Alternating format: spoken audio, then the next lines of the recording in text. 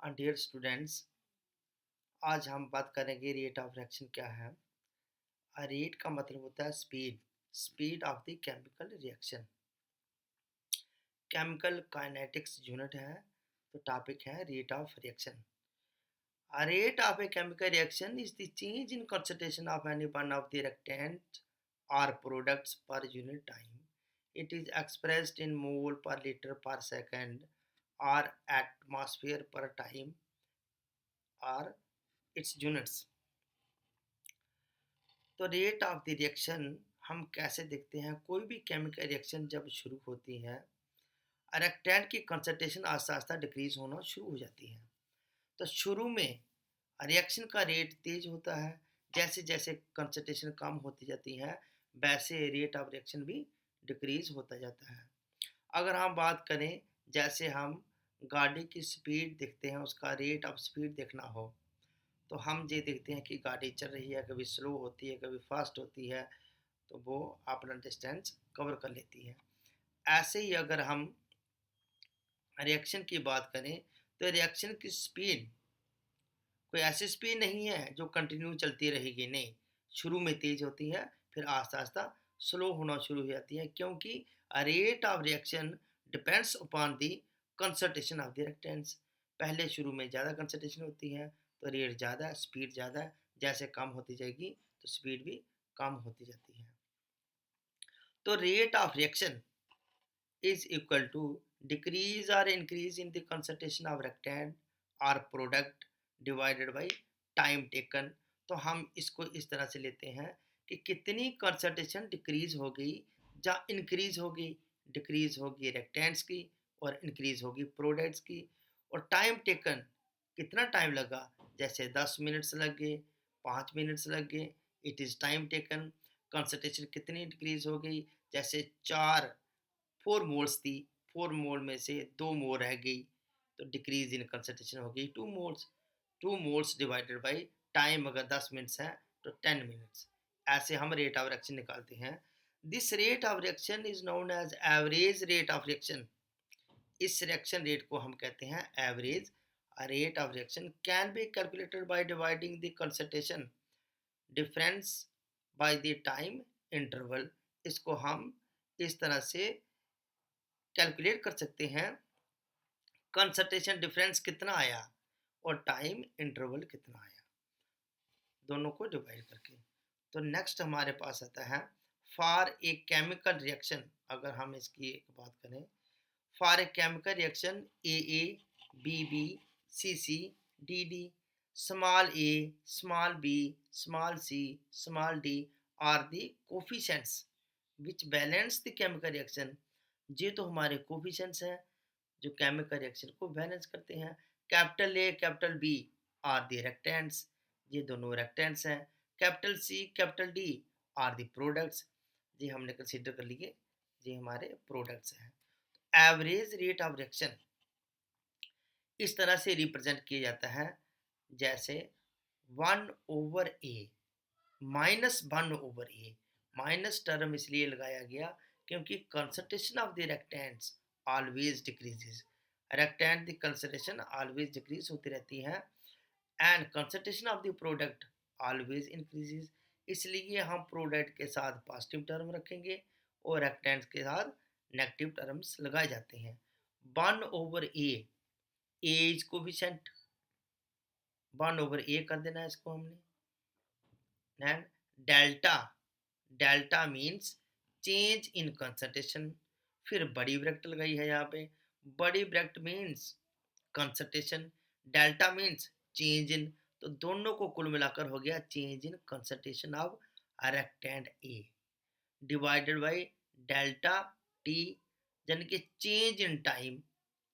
Time कितना, जैसे 0 second से शुरू किया था हमने, तो 20 सेकंड्स तक आ गया, दैट इज डेल्टा टी। ये जो हमारा टर्म है -1/a, इसके बाद delta concentration of A divided by delta T, यानी कि rate of reaction in terms of reactants A. Reactants A की मदद से जब हमने रेट ऑफ रिएक्शन बताना है, तो ये हमारा टर्म बन गया -1/a delta concentration of A divided by delta T. जब हमने rate of reaction with respect to B बताना है, तो हमारे पास आ गया माइनस। माइनस क्यों लगाया? क्योंकि माइनस बताता है कि कंसंट्रेशन बी की भी डिक्रीज हो रही है। B is a reactant, -1/v delta concentration of B divided by delta T. This is rate. ये टर्म हमें बताएगा कंसंट्रेशन ऑफ द रेक्टेंट्स की मदद से हमें रेट ऑफ रिएक्शन बता देगा। Rate of reaction with respect to concentration of the reactant B. ऐसे ही अगर प्रोडक्ट, दिस इज सी भी प्रोडक्ट है, डी भी प्रोडक्ट है, अब कोई माइनस टर्म नहीं लगाया जाएगा, पॉजिटिव में रहेगा। 1/c, सी कोफिशिएंट है। ऐसे ही delta concentration of C divided by delta T. ऐसे ही अगर हम रेट ऑफ रिएक्शन बताना है with respect to the product D, तो 1/d delta concentration of D divided by delta T. ये सारे टर्म ऐसे बताए गए हैं। फिर rate of disappearance of A, वही टर्म फिर आ गया दोबारा। Rate of disappearance of B, इस तरीके से बता सकते हैं। Rate of appearance of C product, ऐसे ही बता सकते हैं। And rate of appearance of D, इस तरीके से बता सकते हैं। हम कोई भी टर्म लेकर, चाहे ए का, बी का, सी का, डी, रेट ऑफ डायरेक्शन निकाल सकते हैं। तो नेक्स्ट हमारे पास जो आता है इंस्टेंटेनियस रेट ऑफ रिएक्शन क्या है। इंस्टेंटेनियस का मतलब होता है अचानक, particular instant of time. A rate of a chemical reaction at a particular moment of time is known as instantaneous rate of reaction. For a reaction, अगर मैं consider करूं R is a reactant, P is a product, तो instantaneous rate of reaction कैसे निकाला जाएगा?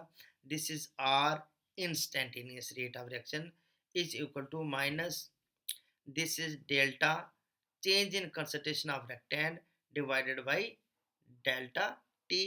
This is minus में लिखना है, क्यों? रेक्टेंट है, कंसंट्रेशन डिक्रीज होती जाएगी। या फिर प्रोडक्ट से हम ऐसे दिखाएंगे, delta concentration of P is product divided by delta T.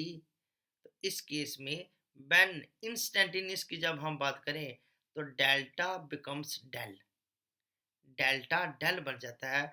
तो del is a small change, delta is a total change, जो आ रहा है चेंज, तो डेल हो गया स्मॉल चेंज। तो इसको ही हम ऐसे रिप्रेजेंट करेंगे।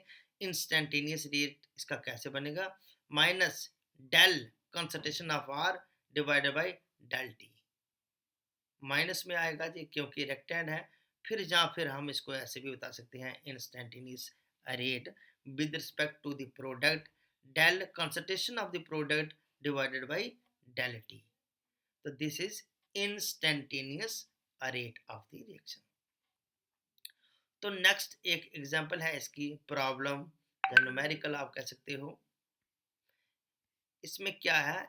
In the reaction A plus 2B gives rise to 3C plus 2D, the rate of disappearance of B is 1 into 10 की minus 2 mole per liter per second. What will the rate of reaction and rate of change in concentration of A and C? फिर सुनिए, हमारे पास कोई reaction है जिसमें reactant A 1 molecule 2 molecule B के combine हो रहे हैं, प्रोडक्ट में 3 मॉलिक्यूल्स कार्बन के आ रहे हैं, और डी कंसिडर कर लिया, इसके 2 मॉलिक्यूल आ रहे हैं। The rate of disappearance, B का रेट इन्होंने बताया हुआ है। बी जो 2B है हमारे पास, जहाँ दिखाया होगा बी की with respect to B rate of the reaction है 1 into 10 की -2 मोल पर लीटर पर सेकंड। अब कहता है कि what will be the rate of reaction and rate of change in concentration of A and C की मदद से आप कैसे निकालोगे? तो फिर सेम हमने लिख दी, ए प्लस 2B दोनों रेक्टेंट्स, प्रोडक्ट आ गया 3C plus 2D। Rate is equal to minus, ये अभी पढ़ के आए हम, del concentration of A over D T is equal to, इसको भी हम माइनस में रखेंगे, बी, ए और बी दोनों टर्म माइनस में, सी एंड डी के दोनों टर्म पॉजिटिव में आ जाएंगे क्योंकि वो प्रोडक्ट है। This is del A over D T is equal to 1/2 del B over D t. अब इनको फिर देखो ध्यान से, ये दोनों हमने कंपेयर कर दिए, दोनों रेक्टेंड हमने कंपेयर कर दिए क्योंकि बी की वैल्यू हमारे पास है, a rate of a reaction with respect to b हमारे पास it is given। अब यहाँ भी माइनस था, जहाँ भी माइनस था वो दोनों कट गए, ये दोनों अभी पॉजिटिव में लिख दिए क्योंकि दोनों माइनस थे, दोनों माइनस माइनस कटने से पॉजिटिव में हो गए। अब इट इज, इसको आप ऐसे भी लिख सकते हो 1/1 क्योंकि इसका तो है ही नहीं कोफिशिएंट कोई, इट इज 1/1 है, ये 1/2 क्योंकि यहाँ पे 2 है। अब इन दोनों को कंपेयर करने के बाद हमारे पास 1/2, तो this value it is B की जो वैल्यू दी हुई है, rate of the reaction with respect to B it is given, यहाँ पे आप देख सकते हो 1 × 10⁻², ये आ गया हमारे पास 1 × 10⁻²।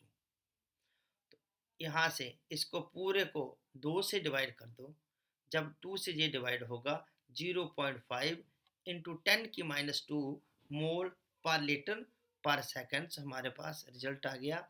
This is a rate of the reaction with respect to the A निकल गया हमारे पास। वेरी इजी, बहुत ही आसान है।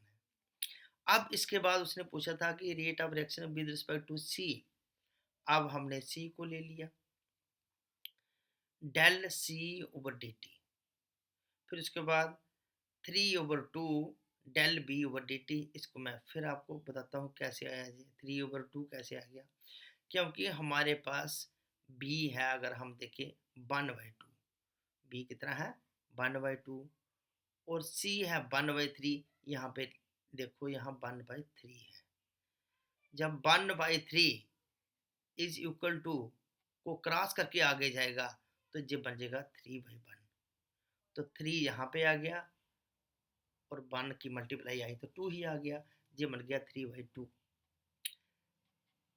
तो सिंपल मेथड से ये आया है क्योंकि 1/3 इस साइड आकर मल्टीप्लाई कर गया ऐसे, ये बन गया 3/2 del concentration of B over del T, तो इज इक्वल टू 3/2, 3 यहाँ मल्टीप्लाई करेगा, 2 नीचे मल्टीप्लाई करेगा, इन दोनों को डिवाइड करके मल्टीप्लाई करके डिवाइड करके आंसर आ गया 1.5 × 10⁻² मोल पर लीटर पर second.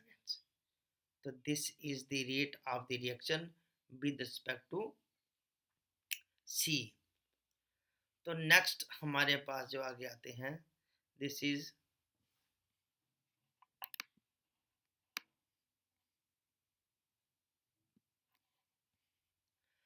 Methods for measuring the reaction rates. पहला है पीएच मेजरमेंट, पीएच की मदद से हम निकाल सकते हैं change in optical activity, optical activity में चेंज लगाकर हम निकाल सकते हैं। तीसरा चेंज इन प्रेशर, प्रेशर को चेंज करके भी हम निकाल सकते हैं rate of reaction. Change in conductance, इसकी मदद से भी निकाल सकते हैं। फिर उसके बाद एक और आता है slowest step of A reaction is called rate determining step by bands hoop. Bands hoop ने ये बोला कि अगर कोई रिएक्शन 2, 3 या 4 स्टेप में या उससे ज़्यादा स्टेप में होती है तो सबसे स्लोएस्ट स्टेप हमें बताता है रेट ऑफ द रिएक्शन, सबसे स्लोएस्ट स्टेप हमें बताएगा rate of the reaction. Factor हैं कुछ, factor affecting the rate of reaction. पहला है nature and concentration of reactant, reactant कैसा है, उसका नेचर कैसा है, और कंसंट्रेशन ज़्यादा होगी तो ज़्यादा रेट, कम होगी तो कम रेट। टेम्परेचर, अक्सर ऐसा देखा गया टेम्परेचर बढ़ाने से बहुत सी रिएक्शनें फास्ट हो जाती हैं और टेम्परेचर डिक्रीज करने से बहुत सी रिएक्शनें स्लो हो जाती हैं। फिर उसके बाद प्रेशर ऑफ गैस, प्रेशर का भी असर पड़ता है, उससे भी रेट ऑफ रिएक्शन कभी कम होता है कभी ज़्यादा। Surface area of reactant, surface area अगर ज़्यादा हो तो रिएक्शन फास्ट, अगर कम हो तो reaction slow. Surface area fast करने के लिए स्मॉल पीसेस बनाए जाते हैं, जैसे एक वुड का पीस है बहुत बड़ा, वो इतनी तेज़ नहीं जलता। अगर हम उसके छोटे छोटे पीस कर दें तो उसी वुड वुड में क्या होगा, उसका सरफेस एरिया बढ़ जाता है, तो वो जल्दी आग पकड़ेगा, रिएक्शन जल्दी चलेगी। सरफेस एरिया अगर ज़्यादा हो रिएक्शन फास्ट, सरफेस एरिया अगर कम हो तो रिएक्शन स्लो हो जाती है। रेडिएशंस एंड कैटलिस्ट, रेडिएशंस बहुत सी रिएक्शनें ऐसे हैं जो रेडिएशन की प्राइंस में चलती हैं, और कैटलिस्ट एक ऐसा सब्सटेंस होता है जो केमिकल रिएक्शन की स्पीड को तेज कर देता है। तो ये भी रेट को तेज करता है, स्पीड को तेज करता है। तो ये था हमारा टॉपिक। तो नेक्स्ट इसके साथ ही ये भी बहुत बार पूछा जाता है, बहुत इंपॉर्टेंट टॉपिक है, रेट लॉ एक्सप्रेशन क्या है? According to the law of mass action for a chemical reaction AABB products, a rate is directly proportional to a की पावर a b की पावर b, या फिर इसको हम ऐसे भी लिख सकते हैं, जब ये प्रोपोर्शनल टूटता है तो k आ गया, k a की पावर a b की power b। But experimentally it is observed that a rate of a reaction is found to depend upon alpha concentration term of A and beta concentration terms of B। लेकिन experimentally ऐसा देखा गया, जो rate of reaction है वो इस चीज़ पे depend नहीं होता है कि कितने कोफिशिएंट साथ लगे हैं, या अगर यहाँ 4 लगा है तो ज़रूरी नहीं वो 4 पे डिपेंड हो, अगर यहाँ 2 लगा है तो ज़रूरी नहीं वो 2 पे डिपेंड हो। ये अलग एक्सपेरिमेंटली डिपेंड होते हैं, इसलिए यहाँ टर्म रखे गए अल्फ़ा एंड बीटा, यहाँ पे था ए एंड बी। तो इसलिए यहाँ पे अल्फ़ा बीटा मे और may not be equal to A and B, alpha beta उसके बराबर भी हो सकते हैं, नहीं हो सकते हैं। Where concentration of A, concentration of B, molar concentration of A and B respectively, and K is a velocity constant or rate constant. The above expression is known as rate law.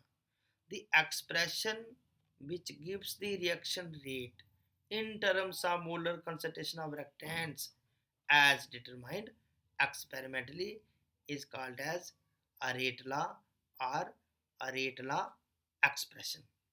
Next आता है इसके साथ ही rate constant क्या है? In the above expression K is called rate constant और velocity constant. A rate constant may be defined as the specific rate of reaction when the molar concentration of reactants is unity. अब rate of reaction is equal to the rate constant के बराबर हो जाता है अगर concentration of ए की and concentration of B दोनों की 1 हो, दोनों की यूनिटी हो, यानी कि दोनों की 1 मोल कंसंट्रेशन हो, तो rate of reaction is equal to the rate constant. ऐसे केस में रेट ऑफ रिएक्शन ही रेट कांस्टेंट के बराबर हो जाता है। Units of rate constant are specific reaction rate for a nth order reaction is given as K is equal to 1 over time into 1 over concentration, तो n minus 1। characteristics of the constant क्या क्या है?